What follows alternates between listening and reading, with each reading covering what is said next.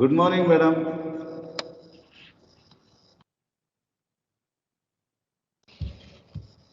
Madam, good morning. Good morning, sir. Am I audible to you? Yes, sir. Yes, madam.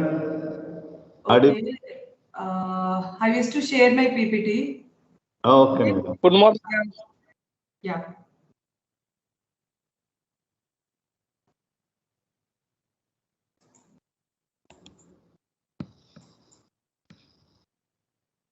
Is the PPT is visible to you?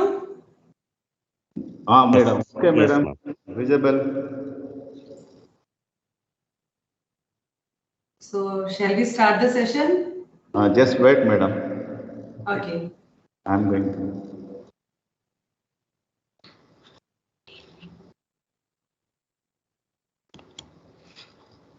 Unmute करो. Hello. Sir, yes, sir. Okay.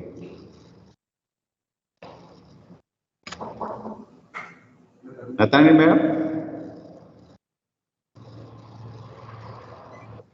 We'll start, sir. Okay. Thank you, madam. Jadhav, sir. Jadhav, sir. Jadhav, sir. Jadhav, sir, unmute your mic. Now, yes, sir. Okay.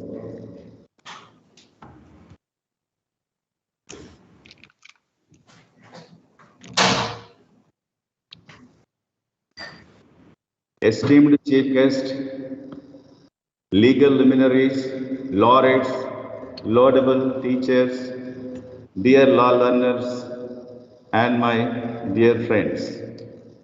Good morning, everybody. I, Dr. G. Lakshman, wholeheartedly welcome you all to the digital platform of the Anand College of Law, Latur, Maharashtra. It is a fortunate moment that the Anand College of Law, Latur enters into a milestone of Golden Jubilee year.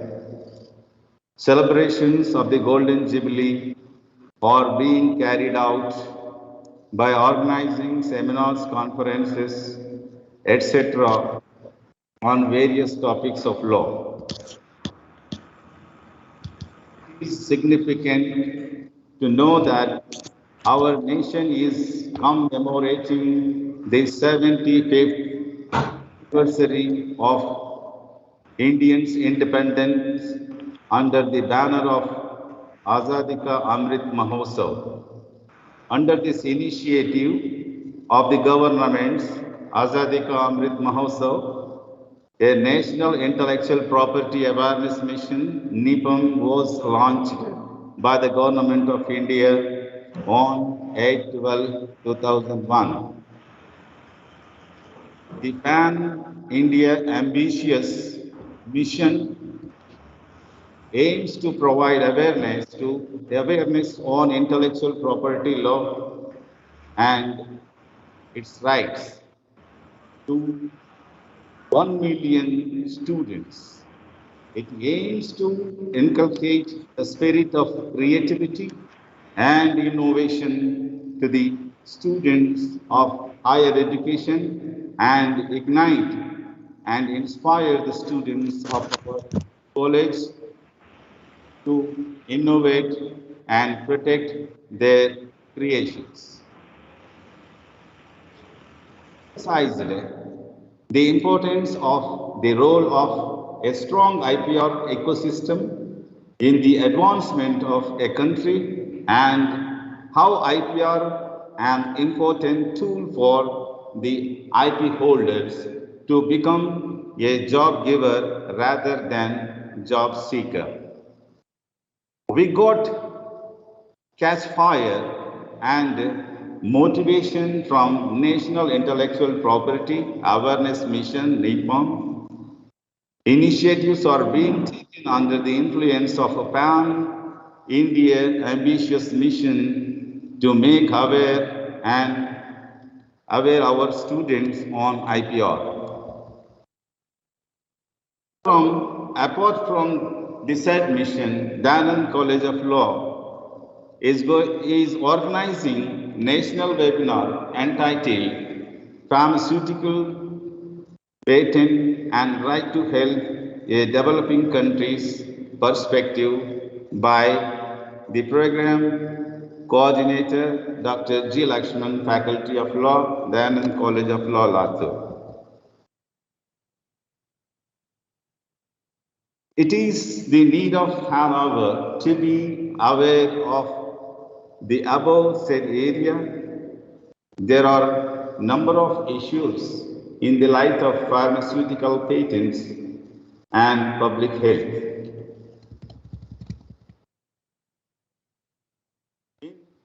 A developing country like India, the court through judicial pronouncement concluded that the right to life includes the right to health and access to medical treatment as well.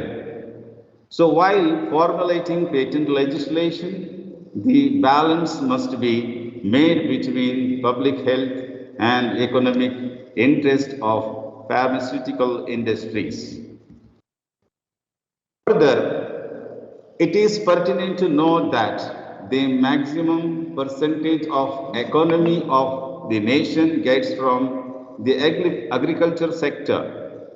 Moreover, India is a big marketplace in the world. Even for small things, we are badly dependent on others developed countries.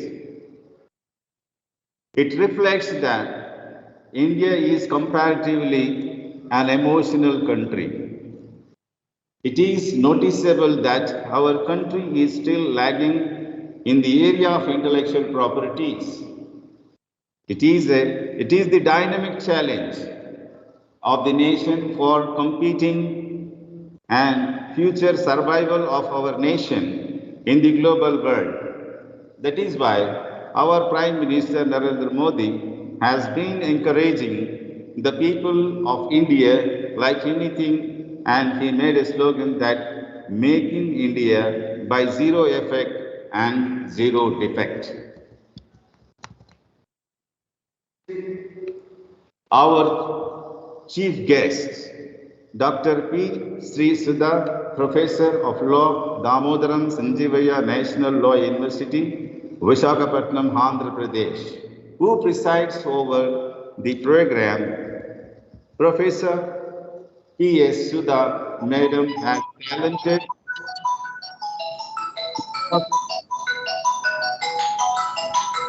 in the field of research, admirable teaching line, and specialized intellectual property.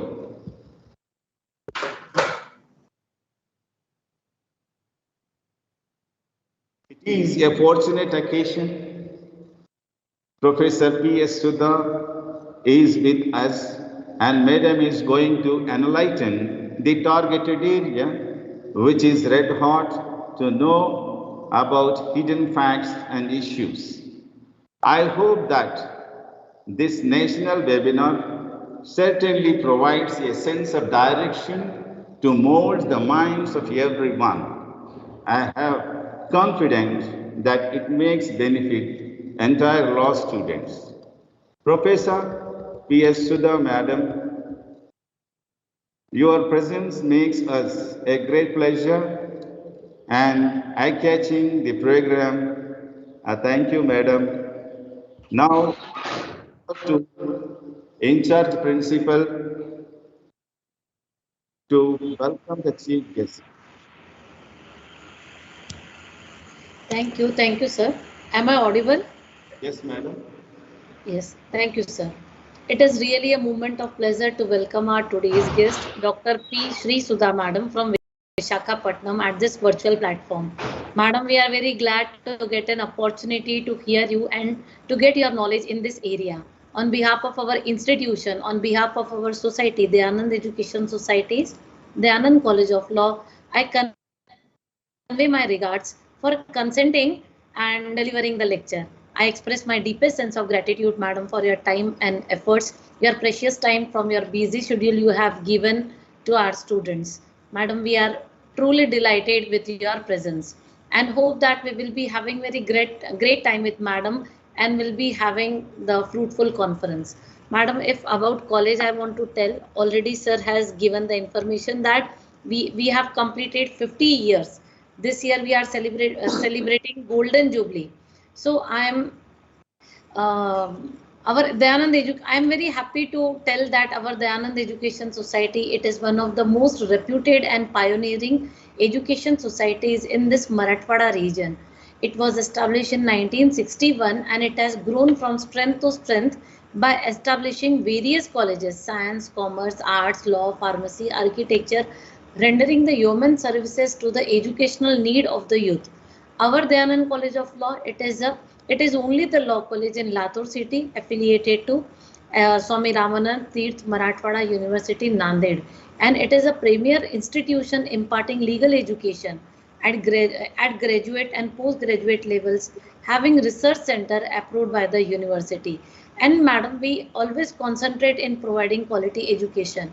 Whatever the things are best for our students, we try to provide to them, and we are taking all the efforts that our students should get ready to face all the global challenges, and they should be able to occupy to get the accommodated in the global situation. So once again I welcome you madam at our institution. Thank you very much. Thank you, madam. Thank you, madam and sir, for your kind words and a nice introduction. Shall we start the session? Just wait, madam, please. Yadav, sir? Yes, sir. Thank you, sir. Okay. Good morning to ladies and gentlemen. It's a great pleasure for me to introduce our speaker of today's program, who is going to talk in today's program, Professor Dr. P. Sri Sudha. The madam has done her BCom in the year of 1994, Bachelor of Law in the year of 1997, LLM in 2003, and PhD in 2009 from Andhra University, Visakhapatnam. Madam also has pursued LLD in 2016 from National Law School of India, University Bangalore. She received 4 gold medals from Andhra University for scoring highest marks in Bachelor of Law.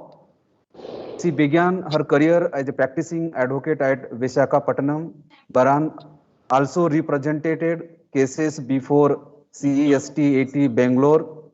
Her journey towards teaching was started at Dr. B.R. Ambedkar University, Srikakulam in 2019 as assistant professor. She joined Damodaram Sanjivaya National Law University, Visakhapatnam as assistant professor in 2016 in the law, associate professor of law in 2017, and assumed the charge as a registrar in charge in 2019, promoted as a professor of law in 2021. Her areas of specialization include international trade law, e-commerce law, intellectual property rights law, and tax law. Now that law interest includes listening to music, the gardening, cooking, etc. Madam also has published 3 books and also more than 118 publications in reputed international and national journals. Also contributed 17 chapters in books. She presented 19 papers at international conferences and 65 papers at national conferences. Also delivered 55 guest lectures and attended 6 training programs and workshops. She served as a visiting faculty for GITAM School of International Business, GSIB, GITAM University, Assistant Editor, Journal Academy of Juridical Studies, JS. So, Madam also having the achievements and awards. So she got that Dr. B.R. Ambedkar, the centenary celebration gold medal in Bachelor of Law. The medal shall be awarded annually at a convocation to a student of law who passes Bachelor of Law in the first chance and secures the highest number of marks in constitutional law.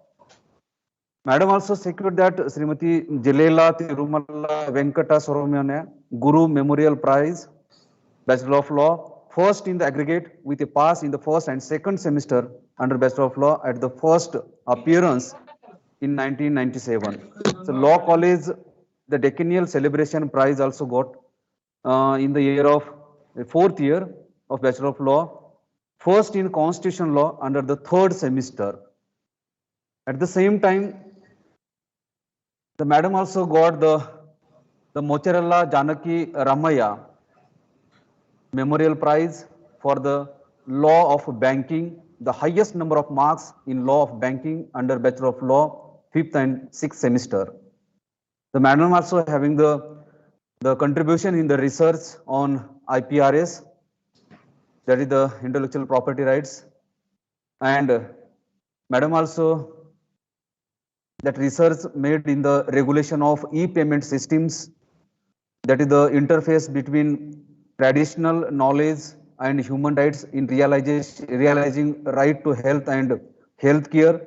Then presented a paper entitled IPR, a key tool for protection and commercialization of traditional cultural expressions. Then e-commerce and business methods patents, a global perspective, and service tax, the implications on intellectual property rights, the service tax review. So madam also has held a position as a member, chairperson, coordinator in various committees, and also organized various programs as a convener.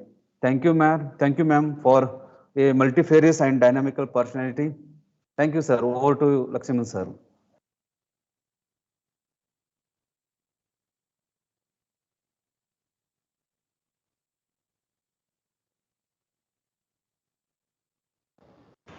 Thank you, sir. Now I request the Sudha Madam to deliver the keynote address. Thank you, Anand, for your kind words and nice introduction. So I will start today's webinar within 2 minutes. Let me share the screen first.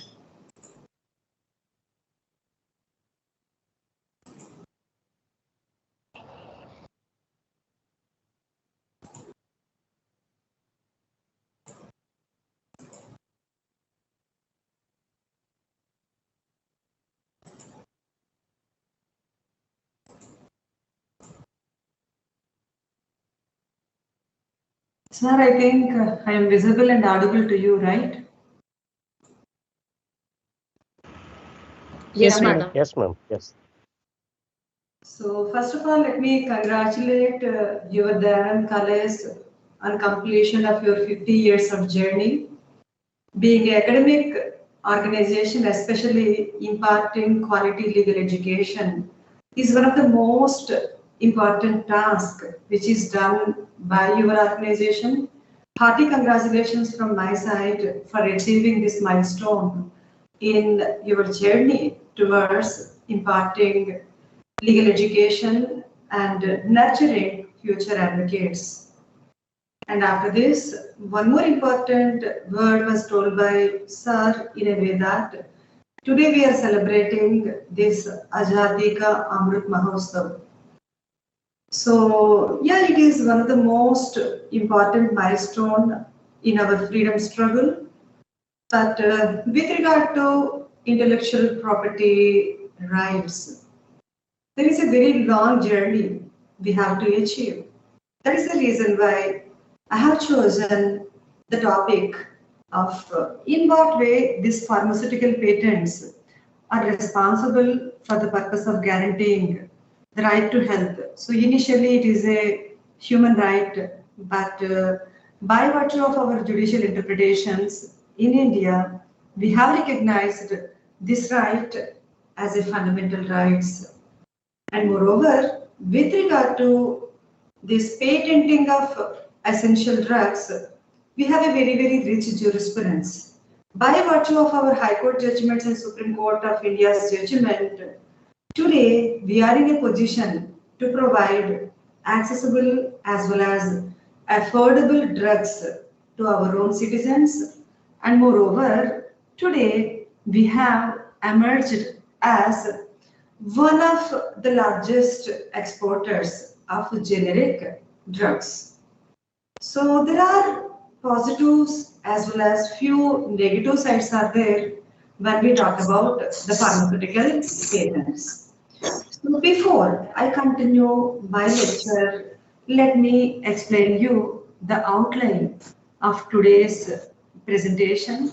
So initially, I'll be discussing about, we know very well about this patent is a monopoly granted to the inventor for a span of 20 years.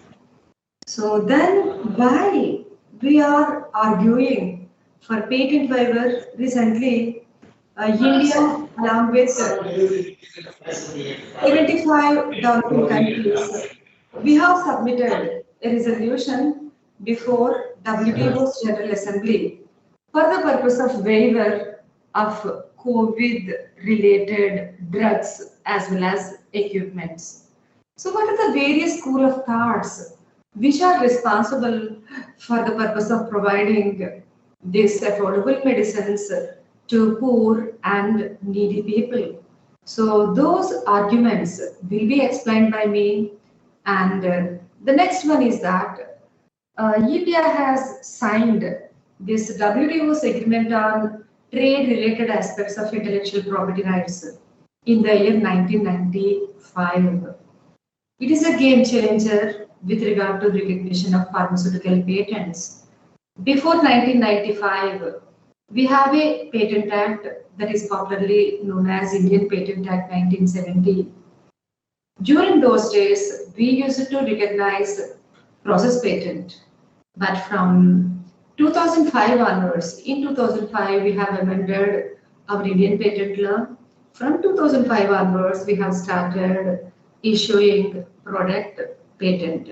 So there is a paradigm shift in the approach of conferment of patent from process to product patent from 1970 to 2005. So those developments will be discussed by me, and ultimately we have a landmark judgment, that is Novartis AG versus Union of India. So that judgment is very much responsible for the purpose of putting a break to evergreening practices indulged by multinational companies like Novartis and many more companies. So the interpretation of 3D from the side of Supreme Court of India is very, very important for the purpose of ensuring or granting the right to health. So these are the 5 aspects will be discussed by me within this 1 hour.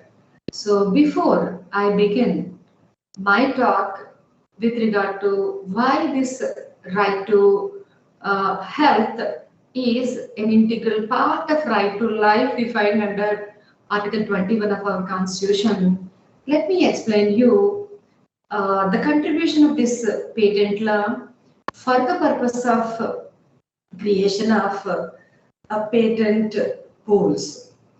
If you see the size of this pharmaceutical industry, India is the largest consumer of many medicines. But with regard to manufacturing of branded drugs, still we are lagging behind multinational companies. So all those aspects will be discussed by me during the course of time. And before that, it is very, very important to know the size of global pharmaceutical industry. So at global level, United States of America, as well as Switzerland and Germany, this US as well as EU, they are the largest places for the purpose of manufacturing of branded pharmaceutical products. But whereas in India, if you see the market size, in the year 2021, the size of Indian pharmaceutical market is 42 billion, and it will increase into 65 billion by the end of 2024. And if we compare the growth of this pharmaceutical industry from 2021 to 2030, our pharmaceutical market may reach around $130 billion market. Out of all segments, this pharmacy sector is very much responsible for the purpose of contributing a lot to our GDP.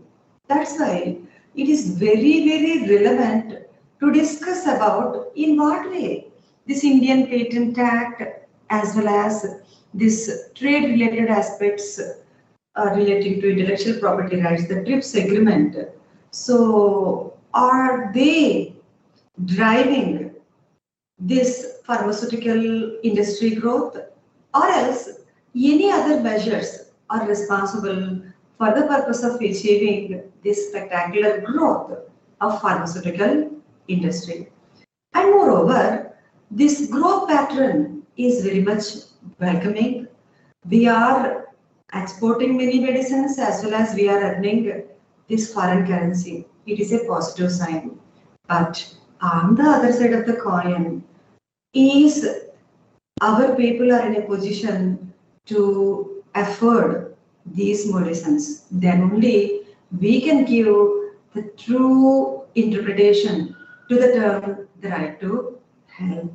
So that's why the today's discussion is very, very important to understand the theoretical aspects backed to this right to health as well as this patent law.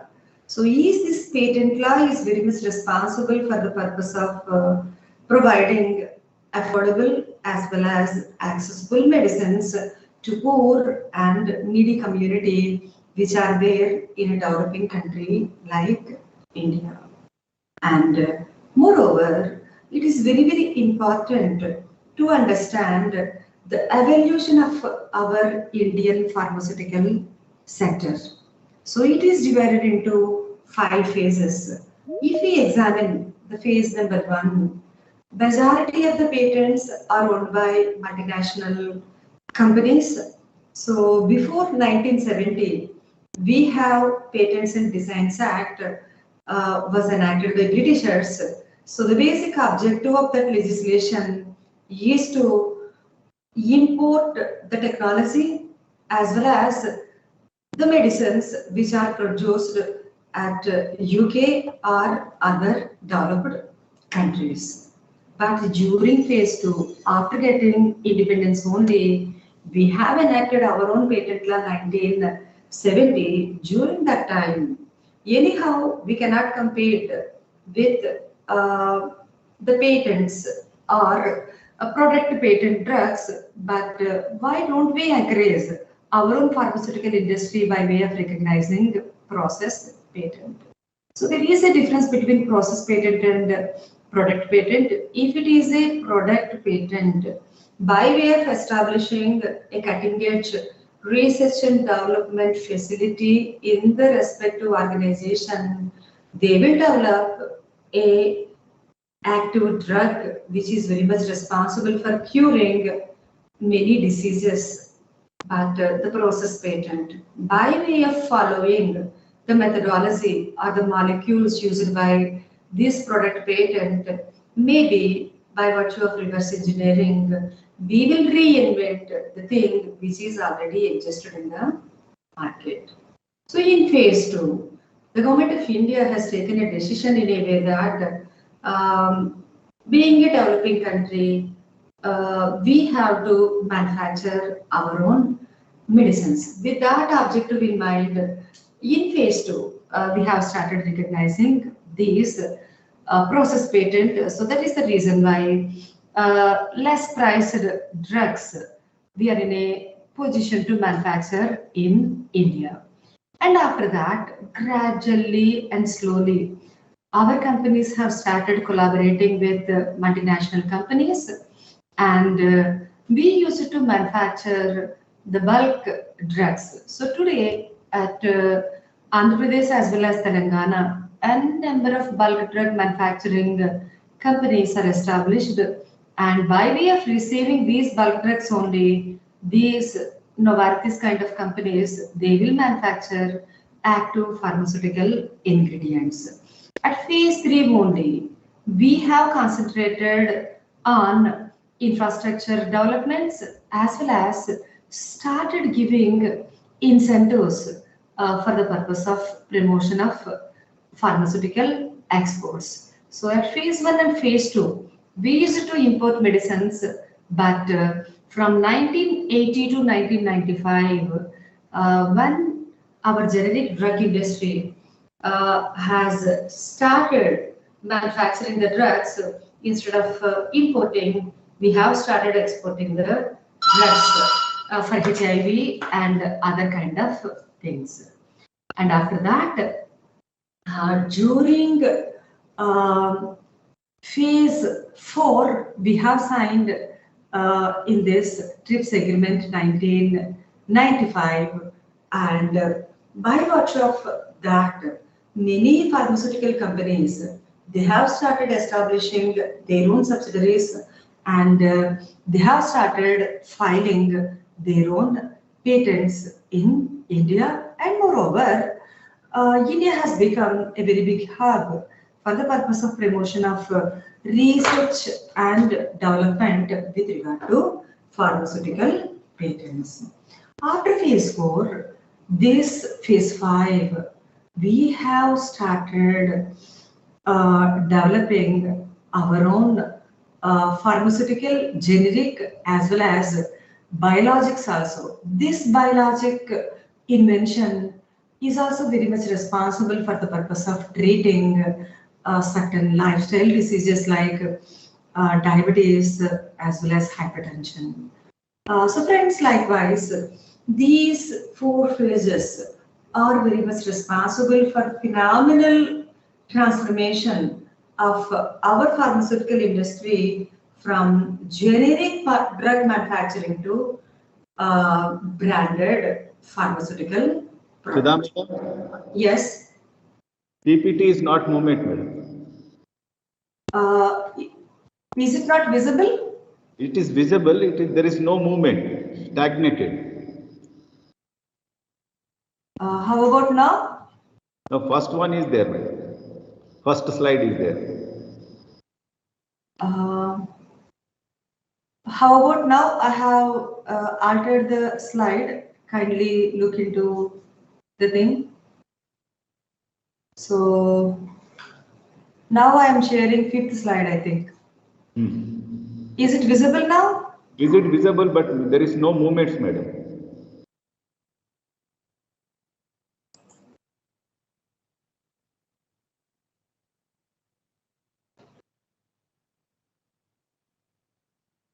Mr. Bharat.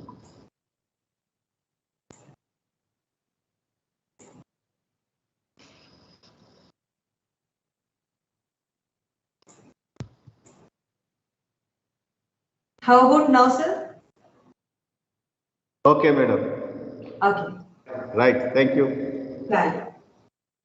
Kindly convey if at all, if any issues are there, because it is technology, right? Sometimes, yeah. So after this, like I have explained in the previous slide, our pharmaceutical industry has progressed phase-wise. So at present, we are in phase 5. From phase 1 to phase 5, it is the patent law is very much responsible for the purpose of manufacturing both generic as well as branded drugs.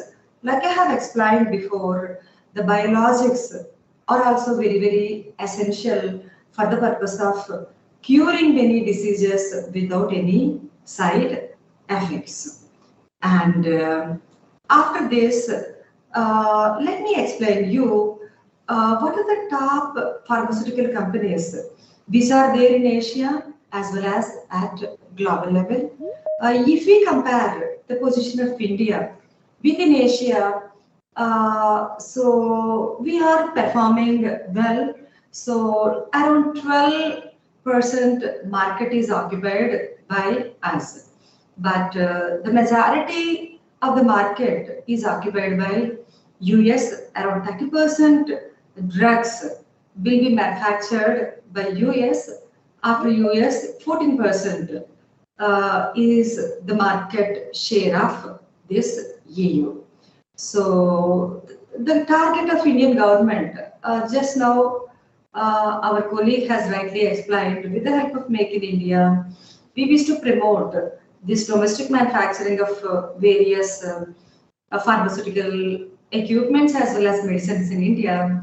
I'm very positive, maybe in the 6th phase, we will stand in par with Europe, not with US. So likewise, within Asia, we are performing well, and moreover, if we examine the global 10 pharmaceutical companies, so this figure I have collected from Financial Times. So in their statistics, they have reflected that from sales wise also many US companies are occupying a top position. So this Johnson & Johnson, Pfizer, many more companies, they are from US, and remaining companies, Sanofi and all, they are from France.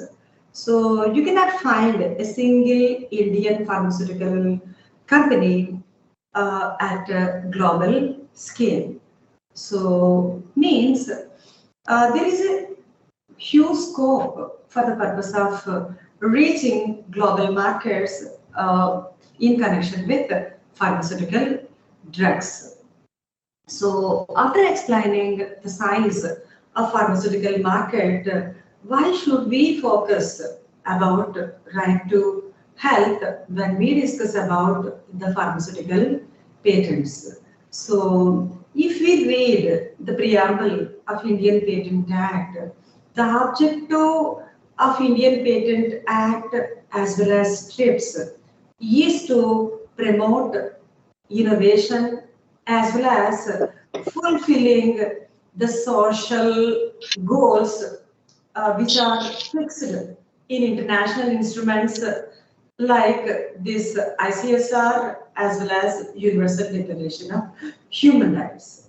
So whether the Indian Patent Act as well as TRIPS are very much responsible for the purpose of fulfillment of these obligations contemplated under international instruments. For example, Article 12, one of this International Covenant on Academic, Social and Cultural Rights, it has mandates a specific obligation to the parties to the covenant to recognize the right of everyone to the enjoyment of the highest attainable standards of physical and mental health. And after that, paragraph 12 of general comment, which is passed by this ICSR also, in the year 2000, all the member countries of United Nations unanimously, they have taken a decision in such a way that at any cost, it is the duty from the side of member countries to ensure as well as safeguard the right to health by way of providing available, accessible, acceptable as well as quality health care to each and every citizen. So that is the promise given by all the member nations of United States, and moreover, the World Health Organization also explicitly defines what kind of drugs are very, very essential. So essential drugs are a kind of drugs which will satisfy the priority healthcare needs of the population. So based on this directive itself, in India, we have recognized around 112 drugs are essential drugs, and the price of those essential medicines will be regulated from the side of Drug Controller General of India. So likewise, my dear friends, this patent... Hello, madam. Yeah. Ma'am, slide is not changing. The slide is the top pharma companies in Asia. That slide is visible, ma'am. Is this slide is visible? Yes, ma'am. Top pharma companies in Asia. This slide is visible, madam. The slide is not changing. I'm not understanding the problem. I am changing the slides continuously. Ma'am, by making slideshow, you can change the slides. I couldn't get you. You see, is it visible now? Yes, ma'am. Now it is changing. International law on right to health. This slide is Okay, visible, ma'am. I will stop this full screen share so that there won't be any kind of interruption, I think. Okay, madam. Thank you. So, likewise, these international instruments mandates all the member countries to provide these affordable medicines to their citizens. And after this, World Health Organization also has well defined the term essential medicines. And furthermore, the United Nations wide general comment number 14. It also states in one important obligation from its sides towards its members in such a way that it is the duty of the member countries of TRIPS to control the marketing of medical equipments and medicines by third parties. Likewise, a very balanced approach. One way, it is an obligation from the side of signatories to the TRIPS to recognize the patent right. On the other side of the coin, it is their duty to respect the obligations contemplated under this ICSSR convention as well as WHO's charter on essential medicines. So that is the reason why in India, by virtue of Indian Patent Act, we will encourage innovation and we will welcome both multinational as well as national companies to submit their own patent applications. But when it comes to price fixation as well as fixation of license fee in connection with technology transfer for manufacturing of medicines, we will see whether the balance is maintained or not. If the balance is missing between right to health as well as right to patent, then the judiciary will interfere in a way that they may recommend for the purpose of cancellation of the patent, which is conferred from the side of Indian Patent Office. And moreover, when we are talking about this right to health, the preposition of Richard Gold is very, very important. So he is a social scientist. He has proposed three important approaches for the purpose of maintenance of balance between right to health as well as patent right. So let me explain these three important approaches so that we will be in a position to understand India being a developing country, which approach was followed from the side of government of India. So the first approach is popularly known as subjugation approach. According to this approach, if there is a conflict of interest between human rights and patent rights, the human rights will submerge into patent law and the patent right will be protected by the country. So likewise, the Europe and all, every time they like giving importance to their economic rights by way of recognizing the patent right only. So the human rights are secondary for them. These patent rights are primary to their own kind of ideology.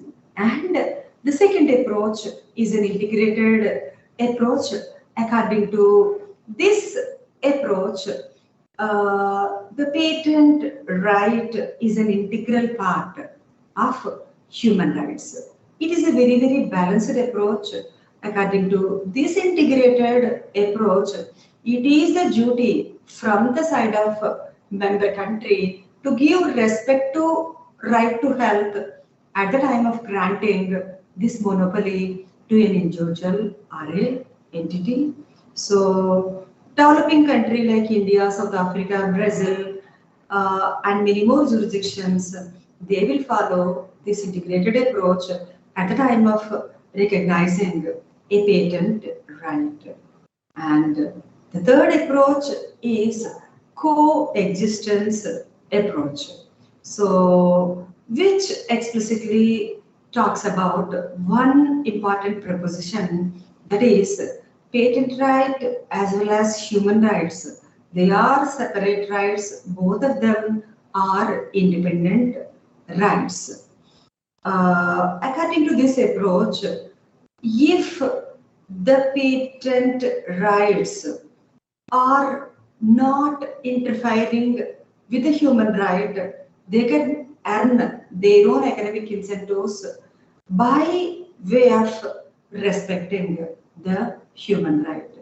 So far as my understanding goes, in India, for many patents, we will follow the second approach, but when it comes to the technology sharing and all, we follow this coexistence approach. Likewise, dear friends, it is very, very important to understand the approaches which are proposed from the side of Richard Gold at the time of interpreting a particular provision of Indian Patent Act at the time of conferment of a patent in connection with a pharmaceutical innovation. And after this, we have few more global instruments which also explicitly recognizes this right to health as an integral part of right to life. So Article 15(1)(c) of ICSR as well as Article 27(2) of Universal Declaration of Human Rights provides that everybody are having a right to protection of the moral and material interests, and all innovations should strive towards equal enjoyment of fruits of a particular innovation, irrespective of your position. According to WTO, it has classified all the countries into three categories: developed, developing, and least developing countries. So friends, at present, a very big debate is going on with respect to interpretation of this Article 27. So recently, from past 2 years, we people are suffering from this COVID pandemic. We have seen epidemics, but this pandemic is disastrous. So because of that, people are in a dire need of the pharmacy, good medicines for the purpose of treating their diseases. But if you see, whether it may be a vaccine, whether it may be a medicine, or whether it may be a therapy, the technology is with developed countries. Fortunately, in India, the Pune-based Bharat Biotech is very much responsible for the purpose of inventing our own vaccine. That's why we people are alive and we are in a position to give more and more vaccines to our own citizens. But if you see the developed countries, upon completion of second wave of COVID itself, around 70% of their citizens are fully vaccinated.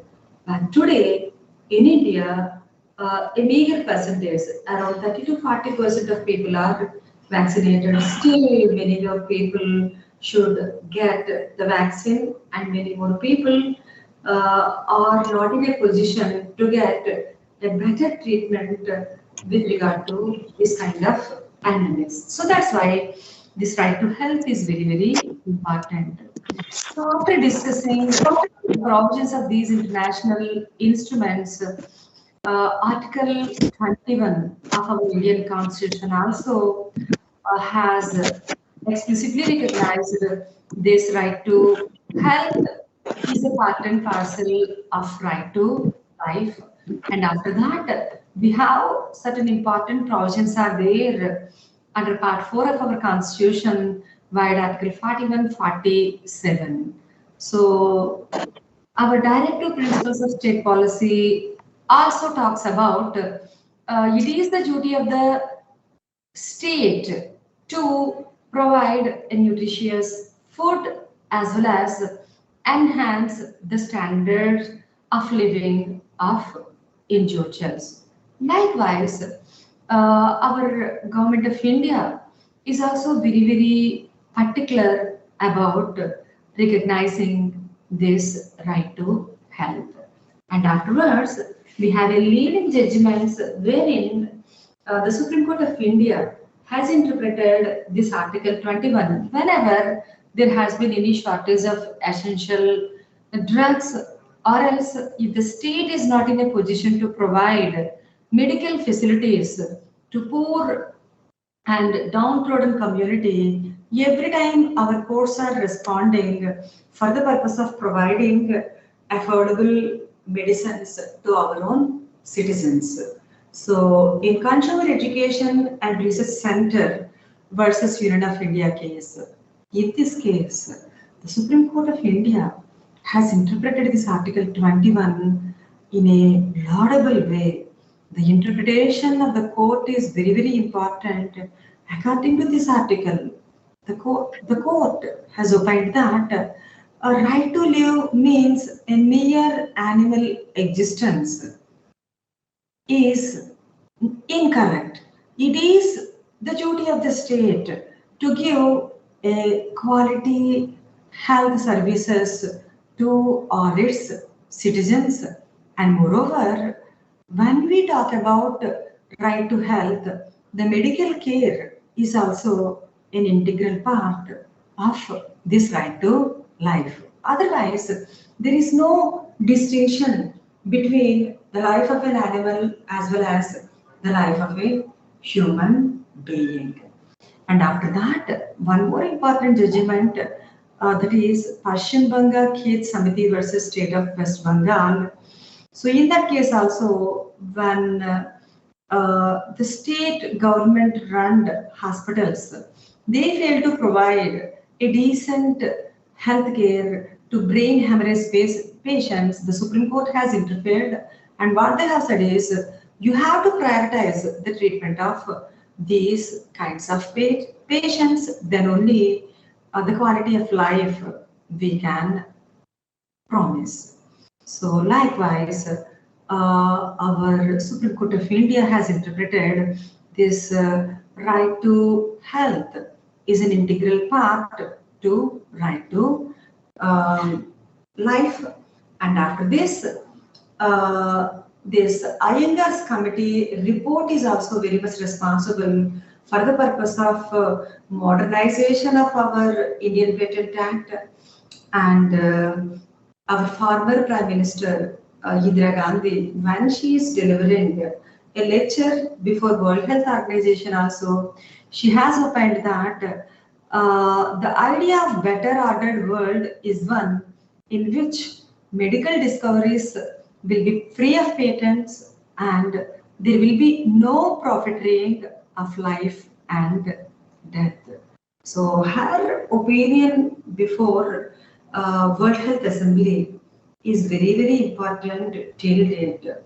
Okay, the patent law confers a monopoly right to a drug discovery. That doesn't mean that if a few group of people are not in a position to afford that medicine, you should not earn money from the life or death of a individual. Likewise, our national laws as well as international laws has explicitly recognized the importance of this right to health. And moreover, this patent law, at the time of recognizing a patent right to a drug discovery, also this right to health should be taken into consideration. And after this, let me explain you whether this TRIPS is responsible for the growth of Indian pharmaceutical industry, or else will it be a stumbling block for the purpose of balanced growth of this pharmaceutical industry for the purpose of providing affordable drugs. So according to me, this TRIPS is not a beneficial bargain. Many multinational companies, they have forced India to amend its pharmaceutical law, and moreover, they are one-sided at the time of investing their money in our research and development policies, as well as establishment of their subsidiary companies in India for manufacturing of pharmaceutical patents. So if you see the position of India, recently I have read a research paper from ICRAER.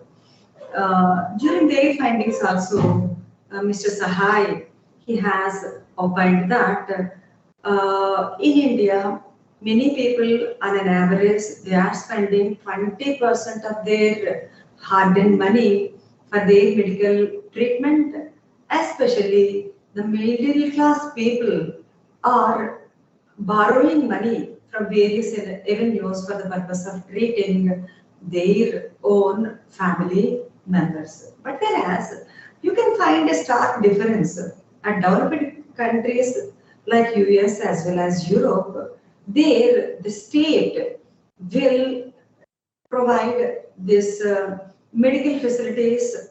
Many drugs will be distributed by them with free of cost to its citizens. So that's why, according to me, the TRIPS is very much beneficial to the developed countries rather than a developing country like India. So, but from 1970 to 2005, we have developed our generic drug industry, but we have failed in our endeavor for the purpose of discovering new drugs which are very, very vital for the purpose of treating our own people. So, but there are certain important provisions are there in the TRIPS, via Article 7, 8, 27, 30, and 31. Certain flexibilities are there. So, if we examine Article 7 of TRIPS, it talks about at the time of granting a patented invention in connection with pharmaceutical patent, it is the duty of the country to distinguish between a developed country invention to developing country invention. That balancing task is very, very important. And Article 8 will provide an absolute autonomy to the states for the purpose of giving importance to a specific sector. For example, in India, if we take certain segments, especially in the state of AP, certain regions, people may suffer from kidney-based diseases. Few people, for example, the state of AP was rated as a very big hub for diabetes. So if such kind of medical situation is prevalent in a state, the government may take a decision for the purpose of granting more and more patents which are responsible for treating these diabetic drugs. But such kind of initiatives are missing from Government of India. We have failed to utilize this sector-specific drug discovery as well as conferment of patent for the purpose of treating a particular category of disease. And after this, Article 27(2) is one more important provision that talks about it is the duty of the member state to restrict the patentable inventions on important grounds like if it is a threat to human life or health. So that is the reason why certain kinds of drugs, if they are harmful to the individual, we will stop importing such kind of medicines. So after that, Article 30, that talks about exceptions to patents. That is the reason why, according to Indian Patent Act, Section 3D, Section 3K, Section 3C, in India, we will not grant any kind of patent to plant-based discoveries, as well as if it is a simple admixture, or else if it is nothing but preclusion or inclusion of a molecule in the drug. So up to some extent, we have used this Article 30, but if we see certain countries like Vietnam and Indonesia, they are utilizing this article for the purpose of providing accessible and affordable medicines to their citizens. And after that, Article 31 of TRIPS also lists out certain authorizations to the patent holder for the purpose of providing compulsory license for manufacturing life-saving drug or a drug which is essential for the purpose of treating a particular disease. So far as my research goes, till today we have granted compulsory license with regard to only one drug after a very long battle from drug controller to the Supreme Court of India. So the jurisprudence pertaining to compulsory license also.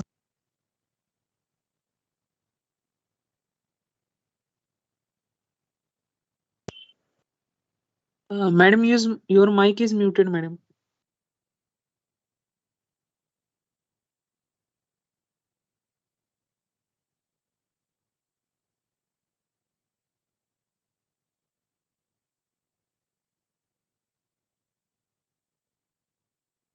Madam, your mic is not. Yes, ma'am. Now it is audible.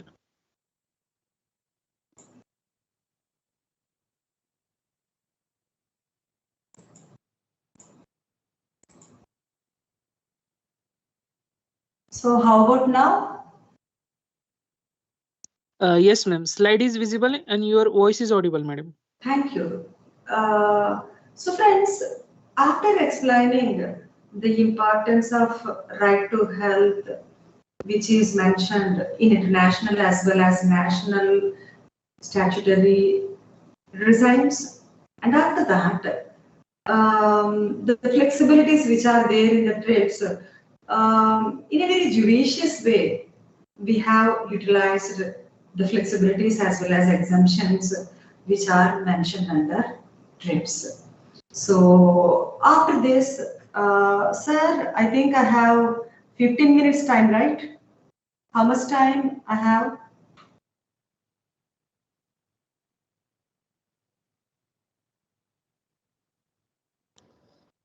$10 minutes or 15 minutes? Madam, How much time I can take? 15 minutes? up to 11:30, madam. Up to 11:30? Okay. Okay, sir. So friends, after this, it is my duty to explain what is the role of Indian judiciary for the purpose of protecting this right to health. Every time there is a tug of war between this Article 21 as well as the patent rights interconnected with pharmaceutical patents. So that is the reason why it is very, very important to discuss the Delhi High Court judgment in a popular case like Hoffman-La Roche versus Cipla. So it is a 2008 judgment wherein our Indian company, the Cipla, when they have submitted a patent in connection with an Indian generic drug, which is very much responsible for the purpose of treating the cancer that is popularly known as Yeritonib. So when the Cipla company wished to get patent and manufacture the drug for a price of 1600 rupee per tablet. So if we compare the price of this Roche's drug and Cipla's drug, 100% difference you can find. The Roche's drug is priced at 16,000 rupee. It ranges from 16,000 to 25,000 rupee. But whereas our Cipla has invented a generic version of this electronib. So when the patent controller has granted patent to Cipla in connection with electronib, Roche has contested the same before patent controller, but the patent controller has rejected the objections from the side of Roche company. Annoyed by that, it has preferred an appeal before Delhi High Court. The Delhi High Court single bench judge, they have ruled in favor of Cipla. At the time of granting a favorable judgment to our generic drug manufacturer Cipla, the observations of the Delhi High Court is very, very important.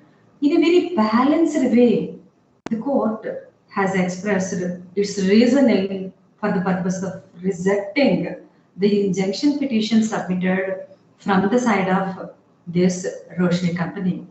So let me explain the reasoning of the court so that you will be in a position to understand the intention as well as the ideology of our government as well as courts at the time of conferment of a pharmaceutical patent.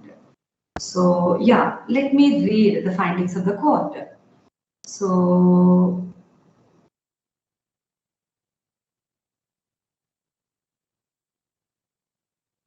what the court said is the degree of harm in such eventually is absolute. The chances of improvement of life expectancy, even chances of recovery in some cases would be snuffed out together. If we grant an injunction, there will be a greatest danger to right to health, which is a fundamental right enshrined in our Constitution. Likewise, for the first time in India, a cancer curing drug, a generic version was given so much recognition by our judiciary. And moreover, like I have said before, this compulsory licensing is also a very, very judiciously utilized by us in NATCO versus Bayer company's case. So before I explain the facts as well as outcome of this NATCO case, Chapter 16 of Indian Patent Act as well as Rule number 96-102 of Patent Rules 2003 talks about this issuance of compulsory license. So according to Section 84 and 91, 92 and 92A, the government may come forward for the purpose of issuance of compulsory license to a branded drug if it is not manufactured in India, and moreover, if there has been any public health emergency is prevalent in India. So likewise, this NATCO judgment is very popular with regard to issuance of compulsory license. So in this case, when the patent controller has issued compulsory license to NACO company by using the flexibility under Section 84 of Indian Patent Act, this Bayer company, it is from United States of ऐकताना मी America. तुम्हाला intimate केलं होतं. विषय असा आहे की मराठा सेवा संघाचे राष्ट्रीय अध्यक्ष तानाजी पवारसाहेब आणि त्यांचे हे Shall I continue? Yes, madam. Yes, So sir. they have objected. So here also, the drug is very, very important for the purpose of treating a kidney cancer patient. So that's why in this case also, our Supreme Court of India has upheld the compulsory license issued from the side of drug controller, and after this, the Doha Health Declaration 2001 is also equally important for the purpose of recognizing this right to life when there has been any health emergency prevalent in a particular country. So that is the reason why with regard to manufacturing of HIV drugs, cancer curing drugs, and many more drugs, there are a number of times wherein many countries, they have utilized the flexibilities of this WTO's Doha Declaration. So in this Doha meeting also, all the member countries, they have affirmed unanimously in a way that right to protect public health, in particular to promote access to medicines at all. That approach is very, very important. And after that, I will conclude my talk after discussing this landmark Supreme Court of India's judgment, Novartis AG versus Union of India. So this is a 2013 judgment, but a very, very landmark judgment wherein the Supreme Court has rejected the patent which is owned by Novartis company. So here, the Novartis company got patent for a drug that is popularly known as Glenivec by way of doing evergreening practice. So this evergreening practice is a very, very common feature practiced from the side of multinational companies for the purpose of extending the life of a patent upon completion of 20 years of their monopoly. So in this case also, the Supreme Court of India has recognized this efficacy. So every time, based on this efficacy only, a pharmaceutical drug patent will be recognized. But here, at the time of interpreting Section 3D of Indian Patent Act, efficacy means it is not a chemical composition, but therapeutic efficacy upon consuming a particular medicine, what kind of extra benefits will be enjoyed by the patient should be the yardstick. Then only a patent protection will be given to a particular drug. So because of lack of non-obviousness mentioned under Indian Patent Act, they have rejected this Glenivec patent owned by this Novartis company. And moreover, dear friends, before I end this session, let me explain you why we should care about this right to health means. According to the recent survey, around 55 million Indians are spending their money for the purpose of purchasing various kinds of medicines. So in absence of these generic drugs as well as affordable drugs, the life of our citizens is at danger. And one more important aspect, I would like to share it before you.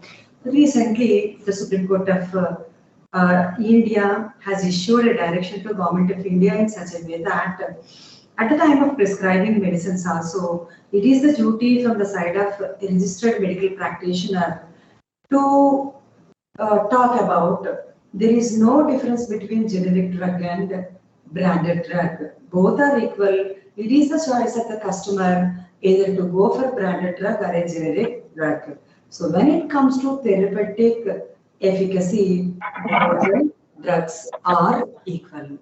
So like this, dear friends, in today's talk, we have discussed about the importance of right to life at the time of recognizing a patent right to a pharmaceutical invention. One way this granting incentive to a scientist who have invented a drug that is very, very important.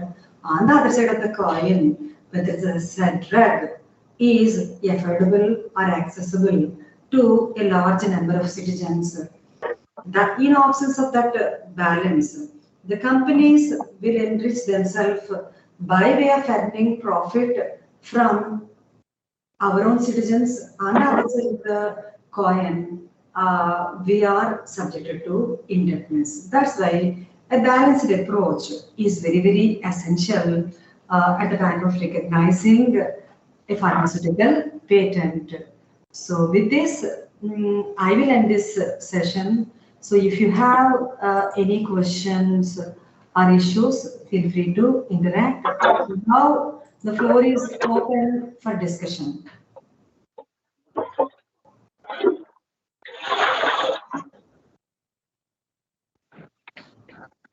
Hello, madam. Good morning. Yes. This is Madhukar Kamble, madam, second year LLB student. Yes. I want to ask one question, madam. India being the largest population in Asia, second largest country in world, but we are manufacturing only 12% of the drugs in India. So whether it is because of problem in patent or we are producing low quality of medicines, what reason do you feel, madam? So it is not the problem with patent law. It is a policy decision. If the government will give more incentive for research and development, if you see the level of R&D facilities which are there at US and EU, we are spending so much money for defense research. We are not. We do not have a state-sponsored pharmaceutical patent development labs. So according to me, the patent law is not having any loopholes, but the government should invest more and more money for establishment of research facilities. Second thing, madam, during this COVID-19 disease, the prices of the drugs have been rise too much.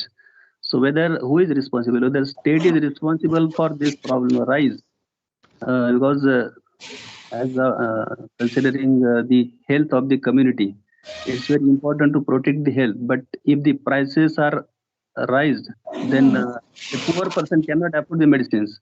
So who is responsible? Because the prices are tremendously raised, madam. It is also one more important question, like you have discussed. So if you open the website of DCCI, Drug Controller General of India, so they have notified few drugs as essential drugs. Government can control the price of those drugs only. Remaining drug prices that is not under the control of government, they cannot do anything because India is a market economy. The price of a drug will be fixed based on demand and supply. Hence, we are not in a position to manufacture life-saving drugs as well as certain drugs which are very, very essential for treating a particular kind of disease. Then we have to upgrade ourselves to promote research and manufacture drugs based on our own patents. But if you see, most of the time, we are importing technology for drug manufacturing from Western countries rather than developing our own technology. That is the problem. Okay, madam. Thank you, madam. Hello, good morning, madam. Virazdar Shubham here, LLB third year student. Ma'am, my question is, what are the future opportunities for us as a lawyer in the field of pharmaceutical patent? It is one more important issue. You can, if you are science background, for example, few universities are offering BSc as well as BBA LLB, then you can clear patent attorney exam. So instead of that, if you are pursuing BA LLB, a commerce background person, you can do practice before high courts and supreme courts for the purpose of submission of injunction petitions or else submission of compulsory licenses. So this litigation is one of the best avenue. And the second important avenue is that at the time of submission of patent applications before patent offices, patent claims drafting, patent oppositions filing, all those things you can do. And moreover, for an advocate, filing patent infringement suits in connection with a branded drug is also will give more employment opportunities to you. Thank you, madam.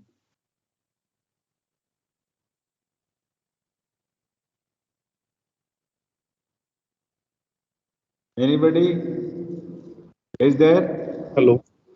Yes. Hello. Good afternoon, ma'am. Ma'am, we all know the case of Ayansh Gupta from Hyderabad and Srishti from Maharashtra. The drug which is used for gene therapy, especially in SMS, spinal muscular atrophy.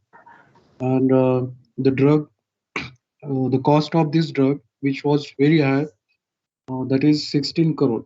Common people are not able to afford these drugs. In such types of incidents, the question will rose about the option of life or profit. So what's your view and your observation on the control over the monopoly of pharmaceutical giants? So for me, life is very, very important. That is the reason why courts gave a direction to state government to support them. So there will not be any compromise with regard to life. So the profit is secondary, but like I have said, the school of thought, it is the Western philosophy.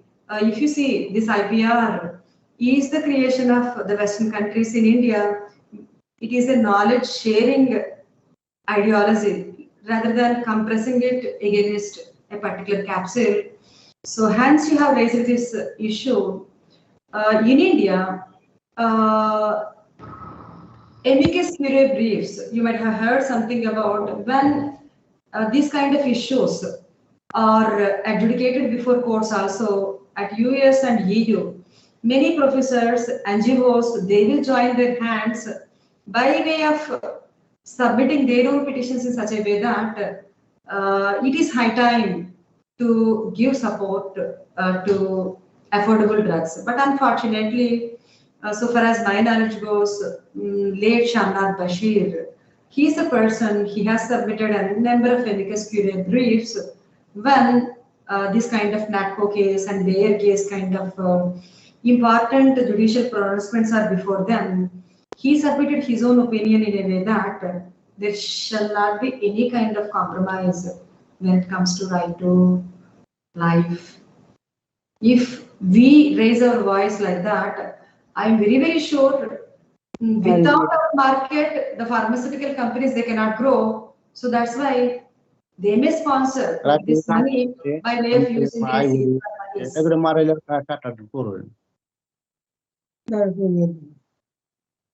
Hello. Hello, ma'am. Hello. Am I audible for you, ma'am? Yes, yes. Ma'am, as we all know, the unfair competition in pharmaceutical industry, because of that, the continuously pharmaceutical companies are ignored or trying to deliberately uncleared about the clinical research and the analytical outcome of the experiments. So which way we will control these types of malpractices which are taking away of the pharmaceutical companies for the profit, increasing the profit ratio or capturing the market. So maybe you're confused with your question. Let me take up the first issue. You have discussed about the clinical trials. So in connection with drug discovery, there are 3 phases of trials are very, very important for invention of a medicine. So far as India is concerned, the ICMR is the apex organization responsible for monitoring of this. So even though it is a foreign company, if they wish to launch the drug, it should pass these clinical trials. But there is a difference between Indian patent law and European patent law. So the results of these clinical trials, they will protect under the trade secret law. In India, openly we will publish the result as well as the data pertaining to clinical trials. So that's why it will motivate one more company to analyze the data and go for new drug discovery. And moreover, if you see, you cannot compare the price, profit, as well as the manufacturing cost of a drug. Majority of the times, the companies wish to earn the profit at the cost of the pockets of poor people. That's why in India, the government has promoted the drug industry from 1970 to 2005. But after 2005, you cannot. For manufacturing of generic drug also, you have to collaborate with a foreign company and you have to sign against technology transfer agreement. Number सांग तुला कधी काम सांगतो कुठे मुद्दा जास्त Is it clear to you? Yes, ma'am. Thank you. Hello? Over? Asking questions?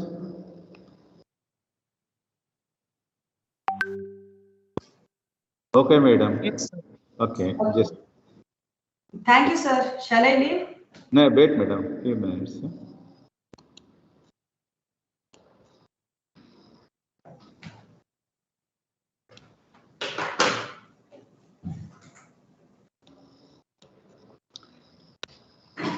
Distinguished guest, legal luminaries, laureates, laudable teachers, my beloved law learners, and my dear friends.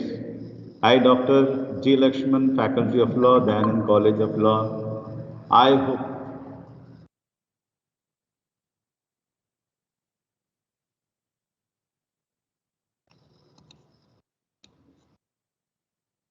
I hope you have enjoyed the enlightening national webinar for you today. It is my honor and my privilege now to give a vote of thanks to all those who helped a lot and make successful this national webinar. We are very grateful to Dr. P. Sudha, Professor of Law, Damodaram Sanjeevaya National Law University, Visakhapatnam, Andhra Pradesh, despite his busy schedule, accepted our request. Hence, it is highly appreciated, also played a role as instrumental by his legal wisdom and inspires the legal minds, hearts, and souls of one and all. We are thankful to in-charge principal, teaching and non-teaching staff for their contribution and cooperation. Finally, yet importantly, I also thank the students, my friends, technical friend, Mr. Rahul Chavan, and well-wishers. Now, with the permission of the chair, I hereby declare that this program is over. Thanks. Thanks, madam. Thank you. Thank you. Thank you, madam.